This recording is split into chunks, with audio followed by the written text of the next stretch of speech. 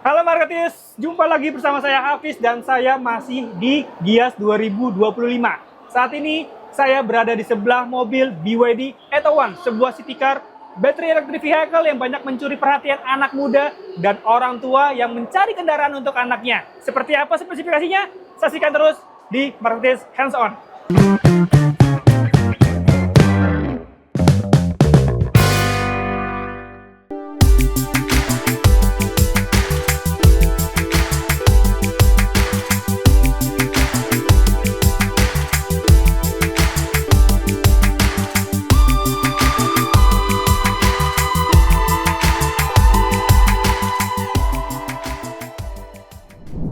Oke, daya tarik pertama yang menarik perhatian saya itu adalah dari desain eksteriornya. Bagian fasia kita lihat di sini ada bentuk dengan nuansa yang sangat sporty, mungkin mengingatkan kita ke salah satu brand supercar dengan headlamp dan kap mesin yang pipih. Juga terlihat modern dan simple dengan paduan grill yang tidak terlalu mencolok. Dan desain dari BYD Etowan ini juga membawa unsur dinamis. Kalau kita beralih ke belakang, ya kesan dinamis juga dibawa oleh BYD Etowan kalau kita melihat garis desain di sebelah kanan kiri mobil ini dan mengarah ke bagian buritan dari BYD Etowan. Bisa kita temukan di sini BYD mulai bermain creativity dan memasukkan unsur anak muda yang mungkin lebih terlihat cheerful dan fun ya dengan desain di bagian belakang dari BYD Etowan. Nah, BYD Etowan ini juga membawa warna yang bisa dibilang memang tujuannya untuk menyasar anak muda. Di sini ada Sprout Green, ditambah juga dengan dua varian warna lainnya, putih dan hitam. Oke guys, sekarang gue udah ada di area test drive dan kita akan coba langsung BYD Etowan. Dan gue dapet warna yang menurut gue sangat cukup mature lah, lebih mature dibandingin warna yang Sprout Green tadi ya. Gimana sensasi berkendaranya dan ada apa aja di dalam? Kita masuk yuk. Come on. Let's go. Masuk ke kabin BYD Etowan. Bagian interiornya di kokpit BYD Etowan kita bisa menemukan, ini tipe premium. Nandainya gampang. Ketika lu masuk atau mau tahu tipe premium, di sini di bagian setirnya ada kulit yang membalut steel ya. Nah, kayak kalep sih ya. Dan di tipe premium ini juga sudah dilengkapi dengan electric adjustment untuk kursinya.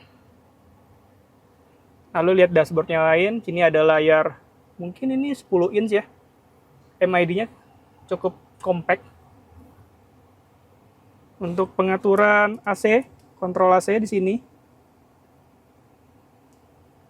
Termasuk untuk pengaturan mode drive, netral atau mundur ya, gigi ya. Secara keseluruhan ya cukup menarik, compact, simple. Dia membawa desain khas BYD design. Kita langsung coba aja ya. BYD Etowan. Kita mulai dengan ini dia, karena mobil listrik kita bisa langsung menyalakan startup buttonnya di sini. Startup buttonnya di sini. Terus untuk transmisinya di sebelah sini. Kita langsung masuk ke mode drive ke bawah. Nah, di sini ada parking buttonnya di sebelah sini. Langsung kita coba. Karena berbahaya kalau gue sambil ngevlog, kita panggil rekan kita yang lain. Oke, kita mulai coba untuk sensasi berkendara dari BYD Etowan.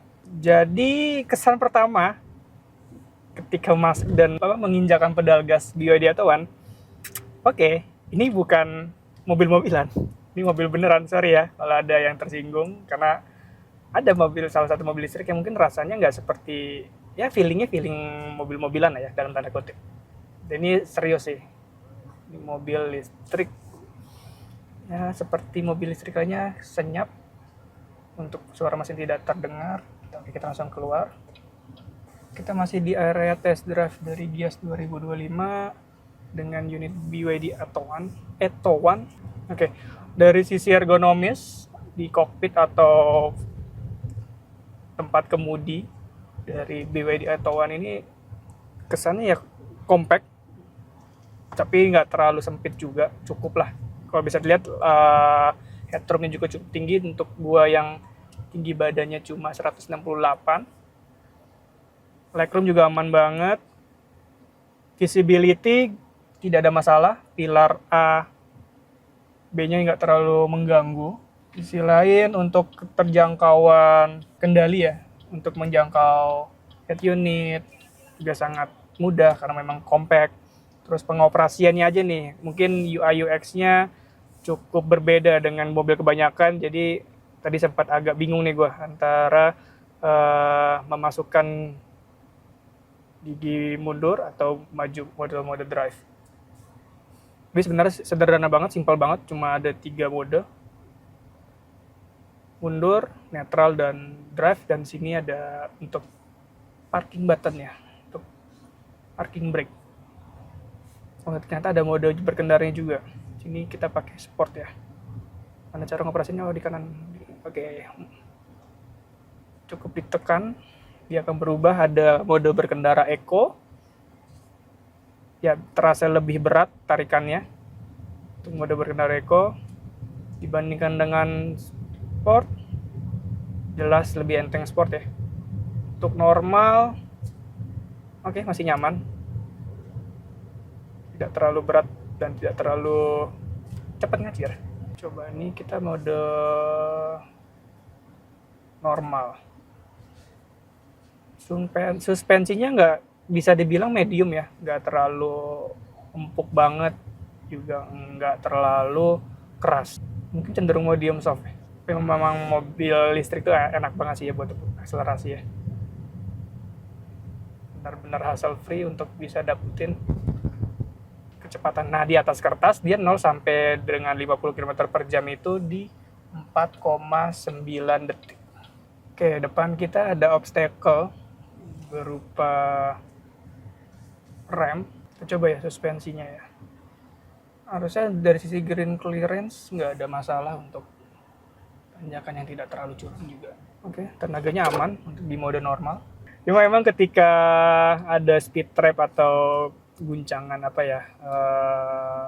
objek di bawah, cukup berdengung di area kabin ini. Kita coba masuk ke area. Ini seriusan bisa masuk. Oke, di depan ada kubangan. So far sih kita nggak dihalang-halangi untuk masuk ya. Semoga memang mobilnya sudah didesain untuk melewati kubangan air. Sejauh ini mesin mobil masih menyala, yang artinya cukup aman untuk melewati genangan yang kayaknya nggak sampai menutupi roda ya, seluruhan roda maksudnya. Oke, menyenangkan. Kita gas lagi. Nanti kita coba berakselerasi dengan mode normal. Tunggu dulu.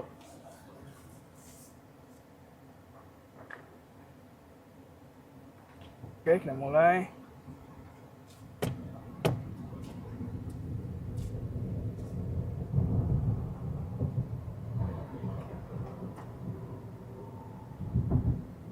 Oke, menyenangkan memang. Ciri khas DNA dari mobil listrik ya.